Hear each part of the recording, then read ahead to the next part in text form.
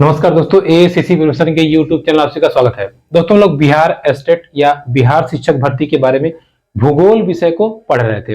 भूगोल में मैंने आपको कल की वीडियो में या पिछली वीडियो में मैंने आपको भारत की स्थलाकृति और वहां की आप कह सकते हैं कि जो अपवाह तंत्र है उसके बारे में आपको अच्छे से समझा दिया।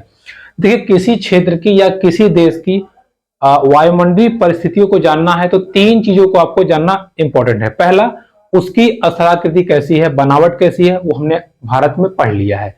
दूसरा ये कि वहां कितने प्रकार की नदियां हैं, अर्थात अपवाह तंत्र। और जो तीसरा इंपॉर्टेंट फैक्टर है या तीसरा जो इंपॉर्टेंट पॉइंट है वो है जलवायु। तो आज हम लोग अध्ययन करेंगे भारत की जलवायु के बारे में और ये समझेंगे कि जलवायु के अंतर्गत कैसे परिवर्तन होता है मौसमों में, और कैसे यहाँ वर्षा होती है और कैसे यहाँ पे गर्मी देखने को मिलती है। चलिए शुरू करते हैं। देखिए, टॉपिक है हमारा भारत की जलवायु। भारत की जलवायु, भारत की जलवायु। देखिए, ध्यान समझिएगा। बात करें जलवायु की तो देखिए, जलवायु क्या होता है, लगभग 30 से 35 वर्ष, यानी कि अगर एक हम कहते हैं आपसे बहुत बड़ा इलाका है, जैसे मान लीजिए पूरा भारत देश में 30 से 35 वर्ष का एवरेज लिया जाएगा कि हर साल में गर्मी ज्यादा पड़ी, ठंडी ज्यादा पड़ी या वर्षा पड़ी या तीनों बराबर रही। तो मतलब एक लंबे समय अंतराल पे 30 से 35 साल के बीच में, और साथ ही साथ लंबे समय अंतराल के साथ साथ बहुत बड़े एरिया का जब एवरेज तापमान को गणित किया जाता है या एवरेज तापमान वृद्धि या कमी को जब कैलकुलेट किया जाता है तो उसको हम बोलते हैं जलवायु। अर्थात जलवायु किसी विस्तृत क्षेत्र में लंबे समय तक किसी विशेष क्षेत्र में लंबे समय तक वायुमंडलीय अवस्थाओं को हम क्या बोलते हैं, जलवायु। अब इसी जलवायु को आप छोटा कर दीजिए, मतलब किसी निश्चित समय पर एक विशेष क्षेत्र का जो वायुमंडलीय दशाएं होती हैं वो हमारा क्या होता है, मौसम होता है। ठीक है, क्या होता है, मौसम। तो मौसम और जलवायु दोनों बस थोड़ा सा डिफरेंट है। मौसम जो होता है, जैसे आज मान लीजिए आज का मौसम कैसा है, ठंडा, तो ये मौसम हो गया। यही पूरे साल का ले लीजिए कि इस साल ठंडी ज्यादा पड़ी कि गर्मी पड़ी कि वर्षा, तो ये क्या हो जाएगा आपका, ये आपका हो जाएगा जलवायु। ठीक है, मक्खी कहां से आ गई है। ठीक है, देखिए क्लियर हो गया। तो आपने जान लिया जलवायु और मौसम के बारे में। देखिए, अब चूंकि मौसम छोटा है तो यहीं से हम शुरुआत करते हैं मौसम से। देखिए, मौसम शब्द की उत्पत्ति मौसिन शब्द से हुई है। किस शब्द से, मौसिन, जो कि एक अरबी शब्द है। ठीक है, मौसम शब्द की उत्पत्ति मौसिन से हुई है, जो कि एक अरबी शब्द है जिसका अर्थ होता है मौसम। ठीक है, जो मौसिन है उसका अर्थ क्या होता है, मौसम। लेकिन अब यहां से मौसिन से एक और शब्द आता है आपका मानसून। ठीक है, मानसून की उत्पत्ति भी मौसिन से होती है। और मानसून का अर्थ है ऋतु के अनुसार हवाओं का परिवर्तन या पवन दिशा परिवर्तन। ठीक है, पवन दिशा परिवर्तन, बात को समझिएगा। मौसम शब्द की उत्पत्ति मौसम से हुई है, जो अरबी शब्द है। मानसून शब्द का अर्थ है ऋतु के अनुसार हवा की दिशाओं में परिवर्तन या पवन की दिशाओं में परिवर्तन। ठीक है, तो ये बात होती है मानसून की। अब देखिए, मानसून के आधार पर या मानसून को देखते हुए हमारा जो भारत देश भूखंड है, इसमें पूरे समय को, यानी कि पूरे जितने 12 महीने होते हैं उसको 3 कालखंडों में बांटा गया है या तीन वर्गों में विभाजित किया गया है, जिसको हम लोग वर्षा ऋतु, ग्रीष्म ऋतु और शीत ऋतु के नाम से जानते हैं। और सिंपल कहें तो बरसात का मौसम, ठंडी का मौसम और गर्मी के मौसम, ये 3 मौसम के नाम से हम जानते हैं। किसके आधार पे, मानसून के आधार पे। अर्थात हमारे यहाँ वर्षा कितनी होती है इस आधार पे, तापमान वृद्धि कितना होता है इस आधार पे, और हवाओं की गति क्या रहती है, इस आधार पे हम पूरे के पूरे वर्ष को 3 ऋतुओं में विभाजित करते हैं, वर्षा ऋतु, ग्रीष्म ऋतु और शीत ऋतु। अब इन तीनों के बारे में हम पढ़ेंगे, लेकिन उससे पहले मानसून के बारे में पढ़ना बहुत इंपॉर्टेंट है, क्योंकि मानसून से ही सारी चीजें डिसाइड होती है। ठीक है, चलिए अब हम समझते हैं मानसून को। देखिए बहुत आराम से समझेंगे। बहुत आप पढ़े होंगे ये मानसून वो मानसून कब आता है कब जाता है, आपसे भूल जाता होगा। अब देखिए आज नहीं भूलेगा। देखिए अगर मोटा मोटा हम ये समझ लें भारत के मैप को अपने, ठीक है, थोड़ा अच्छा तो बनाना नहीं आता लेकिन काम चलाने के लिए बनाते हैं। देखिए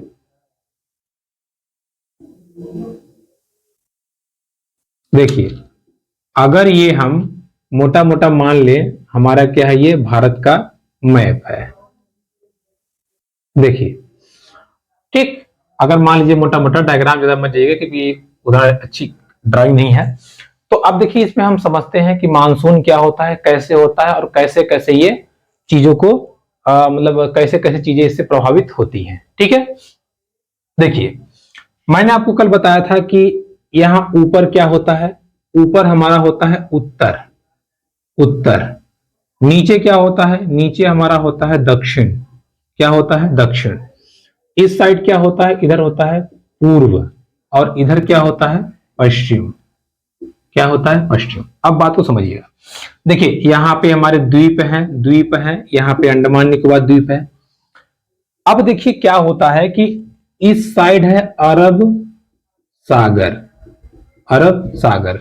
इधर है बंगाल की खाड़ी, बंगाल की खाड़ी। आप समझिएगा, जब हवाओं की गति समुद्र से स्थल की ओर, समुद्र से स्थल की ओर होती है, तब ये यहां से नीचे से क्या मानसून इंटर करता है, कहां, भारत में। नीचे से मानसून इंटर करता है भारत में, और ये कब इंटर करता है, जून के प्रथम सप्ताह में, प्रथम सप्ताह में, जून के प्रथम सप्ताह में मानसून भारत के निचले भाग से या पठारी भाग पे ये एंटर करता है। अच्छा, तो उस प्रकार देखा जाए, जब ये यहां से जा रहा होगा तो ये द्वीप को क्रॉस किया होगा, द्वीप को क्रॉस किया होगा, यानी कि यहां भी वर्षा किया होगा। तो आपसे क्वेश्चन पूछता है कि भारत में सबसे पहले वर्षा कहां होती है। अगर ऑप्शन में द्वीप है, द्वीप, तो आप गलती से ये मत मार दीजिएगा कि कहां, ये पठारी भाग में, तुरंत गलती होगा। सबसे पहले वर्षा होती है भारत में द्वीप में, मानसून के आगमन से पूर्व ही हो जाती है। कैसे, क्योंकि जब मानसून यहां से निकलते हैं पहले द्वीप पड़ जाते हैं, इधर भी द्वीप पड़ जाते हैं, तो यहां ये वर्षा कर देते हैं। अर्थात भारत में सबसे पहले वर्षा कहां होती है, द्वीप, जैसे लक्षद्वीप हो गया, अंडमान निकोबार द्वीप समूह हो गया, यहां सबसे पहले वर्षा होती है। अब देखिए थोड़े थोड़े, जैसे पहले अपनी सेनाएं भेजते हैं, जाओ 2 सैनिक देख के आओ माहौल कैसा है, यानी कि पहले 1-2 मानसून आता है तो हल्का हल्का यहाँ बारिश करता रहता है, फिर 2 ठो आएगा, फिर 4 ठो आएगा। जब देख लेगा माहौल सही है तब कहेगा चाचा आ जाओ, तब एक साथ धड़ल्ले से पूरा पूरा मानसून धड़ाम से आके यहाँ टूटता है। देखिए पूरा मानसून एक साथ ही आ जाएगा, और जब पूरा आता है उस समय होता है जून के प्रथम सप्ताह में, पूरा मानसून धड़ाम से आके टकरा जाता है। यहाँ कहां, भारत के पठारी भाग से या पश्चिमी घाट से कह लीजिए, पूर्वी घाट से जो निचला हिस्सा है वहां आके धड़ाम से टकरा जाता है। तो इस घटना को क्या कहते हैं, प्रस्फोट। क्या कहते हैं, प्रस्फोट। यानी कि जब जून के प्रथम सप्ताह में, जून के प्रथम सप्ताह में जब मानसून, अरब सागर वाला मानसून, या कह लीजिए जब मानसून भारत के निचले हिस्से से धड़ाम से टकराता है, तो उसको कहते हैं प्रस्फोट। क्या कहते हैं, मानसून प्रस्फोट। अब देखिए यहां पर आने के बाद में मानसून 2 भाग में बट जाता है, एक ये वाला मानसून, ध्यान समझिएगा, ये वाला, और एक ये वाला मानसून, एक ये वाला मानसून। देखिए इसको हम क्या कहेंगे, हमने आपको बताते कि ये है पश्चिम, ये है दक्षिण, ये है पश्चिम, ये है दक्षिण, तो इसका नाम दिया गया है दक्षिण पश्चिम मानसून। क्या नाम दिया गया है, दक्षिण पश्चिम मानसून।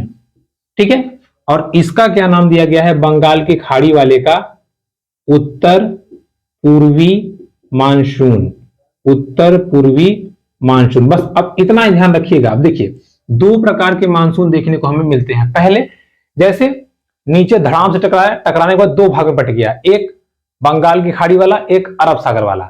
अरब सागर वाले को कहते हैं, यह है अरब सागर वाला दक्षिण पश्चिमी मानसून।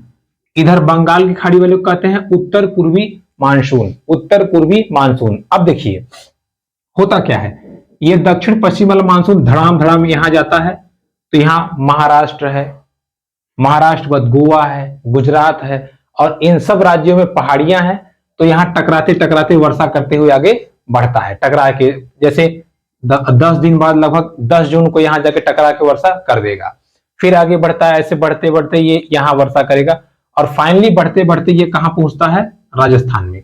देखिए जब ये राजस्थान में पहुंचता है ये, तो राजस्थान में कोई पहाड़ी ऐसे नहीं है जो इसका रास्ता रोके।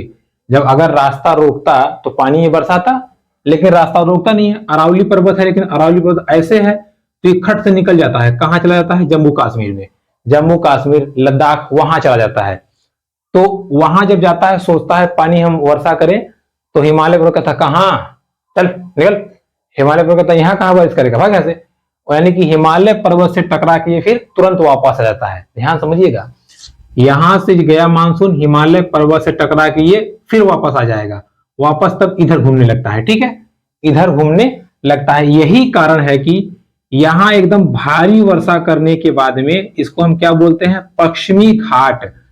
दक्षिण पश्चिम मानसून पश्चिमी घाट में खूब झमाझम बरसात करता है, बहुत तगड़ा बारिश करता है। लेकिन जब ये आगे बढ़ता है तो यहां फिर कोई जगह नहीं इसको रोकने के लिए, ये आगे निकल जाता है। यहां हिमालय पर्वत से टकरा करके कहां पहुंचता है, दिल्ली वाले इलाके में, दिल्ली वाले इलाके में। उसी समय ये वाला मानसून, ध्यान समझिए, ये वाला पहले धड़ाम से कहां पहुंच जाता है। अब देखिए ये तो यहां टकराते हुए गया, ये यहां टकराया, यहां टकराया, यहां टकराया, तब आगे बढ़ा। लेकिन ये वाला जो मानसून है, यहां अगर आप थोड़ा सा मैप में गड़बड़ हो गया, भारत का नक्शा देखेंगे तो ऐसे है, थोड़ा ऐसे ऐसे पिचका हुआ है। ठीक है, तो ये वाला मानसून सीधा धड़ाम से कहां पहुंच जाता है, आसाम, तुरंत आसाम पहुंचता है। आसाम जितने में ये महाराष्ट्र पहुंचेगा उतने में ये आसाम पहुंच जाता है, और ऐसे दौरा भर पानी कहता है ले उड़ेड़ देता है। यानी कि जो ये उत्तर पूर्वी मानसून है पूरा अपना वर्षा का पानी उठा के फेंक देता है असम के आसपास, असम के आसपास पूरा फेंक देता है। फिर ध्यान समझिएगा, बात को समझिए। दक्षिणी पश्चिमी मानसून पूर्वी पश्चिमी घाट में गोवा, महाराष्ट्र, गुजरात में वर्षा करते हुए आगे बढ़ता है और जुलाई के प्रारंभ तक पहुंच जाता है दिल्ली में। इधर उत्तर पूर्वी मानसून सीधा पहुंचता है कहां, असम में, क्योंकि यहां रोकने के लिए कोई पहाड़ी है नहीं। सीधा पहुंचता है असम में और पूरा एक दौरा भर के पानी पूरा उलट देता है, पूरा उलट दिया पानी, जितना लिया रहता है ले उलट देता है। यही कारण है कि असम के ही निकट है हमारा मेघालय, मेघालय, और मेघालय में एक जगह है मासिन राम, मासिन राम, जहां 400 सेंटीमीटर से ज्यादा वर्षा होती है। अर्थात पूरे विश्व में सबसे ज्यादा वर्षा कहां होती है, मासिन राम में। कारण आपको समझ में आ गया कि भाई ये मानसून हुआ तो लड़ते फिरते जा रहा था और ये सीधा पहुंच गया धड़ाम से। यहाँ पे जब यहाँ धड़ाम से पहुंच गया तो बारिश कर दिया, टनटना के एकदम पूरा पूरा पनिया उलेट दिया, वहीं पे पूरा बरसा देता है। ठीक है, अब जब ये बरसा खलियाता है, कहता है अच्छा और कोई है भाई, और कोई बचा है, तो ये भी भिड़ जाता है यहाँ ले। ये दोनों मानसून यहाँ पे जुलाई के अंत तक मिल जाते हैं। ठीक है, जुलाई के अंत तक दोनों मानसून मिल जाते हैं और खूब बारिश करते हैं। ठीक है, इसलिए आप देखेंगे ज्यादातर जैसे उत्तर प्रदेश, बिहार, उत्तराखंड, दिल्ली, इन जगहों पे ज्यादातर वर्षा होती है जुलाई के अंत में या अगस्त के प्रारंभ में। यही दो मतलब कि बीच में खूब वर्षा होती है। कारण यह है कि दोनों को दोनों मानसून यहाँ पे पहुंच जाते हैं और खूब वर्षा करते हैं। ठीक है, खूब वर्षा करते हैं। सबसे ज्यादा वर्षा कहां होती है, यहां। कारण यह है कि सीधे धड़ाम से पहुंचता है, फिर पश्चिमी घाट में होती है क्योंकि यहां भी भिड़ते भिड़ते जाता है। अब ये यहाँ पे जब पहुंच जाते हैं, खूब बरसा लेते हैं मन भर के, अब कहते हैं हाँ अब काम हो गया। ठीक है, अब काम हो गया। तो अब यहाँ पे एक छोटा सा हम क्वेश्चन आपसे पूछ रहे हैं। अब बताइए आपकी किस मानसून के कारण भारत में ज्यादा वर्षा होती है, सबसे ज्यादा नहीं, ज्यादा। तो आप ध्यान दें, गोवा, गुजरात, महाराष्ट्र, यहां थोड़ा बहुत राजस्थान में, जम्मू कश्मीर में, लद्दाख में, दिल्ली में, सबसे ज्यादा कौन कराया था? दक्षिण। होता क्या है कि ये दक्षिण पश्चिमी मानसून यहां यहां यहां बरसाते हुए पहुंचता है, तो ज्यादातर इलाकों में कौन बारिश करता है? दक्षिण पश्चिमी मानसून, और ई धड़ाम से यहां पहुंच के वर्षा कर देता है। ठीक है, अब क्या होता है कि जून से जब ये इंटर किया था, उसके बाद में सितंबर के अंत तक ये वापस अब लौटते हैं, अब खली आ गए हैं, पानी बरस के ये खली आ गए हैं। अब ध्यान समझिएगा, जब ये वापस लौटेगा, ये वाला फिर लड़ते भिड़ते वापस लौटता है, और थोड़ा बहुत पानी छेड़ते छेड़ते वापस चला जाता है। लेकिन जब ये लौटेगा, आप खुद दिमाग लगाइए भाई, जब ये लौटा, कौन सा? ये दक्षिण पश्चिमी मानसून जब यहां से लौटा, तो फिर ये लड़ते भिड़ते जाएगा, जो थोड़ा बहुत पानी रहेगा उस बरसा के निकल जाएगा। पहले तो बरस चुका ही था, फिर भी थोड़ा बहुत जो बचा है बरस के निकल जाएगा। लेकिन जब ये लौटेगा, ये उत्तर पश्चिमी मानसून, ये फिर यहां से धड़ाक सीधा कहां आएगा? यहीं आएगा। धड़ाक से कहां आएगा? यहां। और यहां है हमारा तमिलनाडु, और तमिलनाडु में है कोरोमंडल तट, और फिर आके यहाँ पूरा एक कमंडल पानी उलट देता है, यानी कि जो बचा खुचा रहता है पूरा एक साथ है उलट देता है, क्योंकि रास्ते में तो कुछ और मिलता नहीं। यही कारण है कि अक्टूबर से दिसंबर महीने में, यानी कि ठंडी में, अक्टूबर से दिसंबर महीने में ठंडी में लौटते हुए मानसून से वर्षा कहाँ होती है? तमिलनाडु के कोरोमंडल तट पे। और क्यों होती है, मैंने वो भी आपको कारण बता दिया, क्योंकि रीजन हमसे दिमाग क्वेश्चन तो पूछा जा सकता है ना भाई, कि जब ये दोनों मानसून गए थे, दोनों के दोनों वापस आए, दक्षिण मानसून पश्चिम मानसून, ध्यान समझिएगा, दक्षिणी पश्चिमी मानसून भी गया था, उत्तर पूर्वी भी गया था, दोनों वर्षा करके लौट रहे हैं। तो ऐसा क्या कारण है कि ये वाला कोरोमंडल तट पे वर्षा कर रहा है और ये वाला नहीं कर रहा है? कारण ये है कि जब ये जैसे गया था लौटता है तो लड़ते भिड़ते आता है, तो पानी बचता ही नहीं है। लेकिन ये जब वापस आता है उत्तर पूर्वी वाला, तो एक आग कमंडल पानी बचाए रखता है, आके सीधा उलेट देता है। कहाँ पे? कहाँ उलेटता है भैया? कोरोमंडल तट, तमिलनाडु में। ठीक है, ये आप ध्यान रखिएगा। तो तमिलनाडु में कोरोमंडल तट पर, तमिलनाडु में कोरोमंडल तट पर लौटते हुए मानसून से वर्षा होती है। नाम पूछेगा तो यही उत्तर पूर्वी मानसून। ठीक है, उत्तर पूर्वी मानसून।